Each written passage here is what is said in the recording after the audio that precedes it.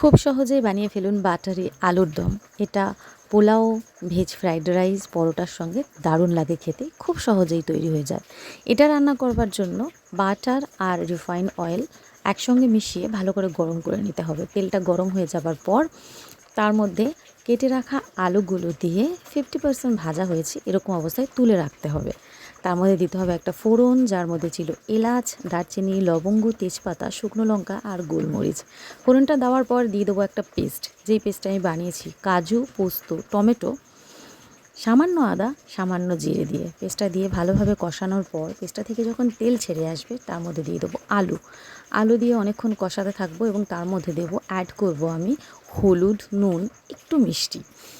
ভালো করে কষানো হয়ে গেলে রান্নাটা এরকম কষানোই হবে, খুব ঝোলঝোল হবে না। তার মধ্যে দিয়ে দেবো রোস্টেড কাসুরি মেথি আর দিয়ে দেবো কিছু কিশমিশ। দারুণ লাগে খেতে। এই রান্নাটা করে দেখুন, খুব সহজে খুব কম সময়ে হয়ে যায় আর খেতেও খুব ভালো হয়।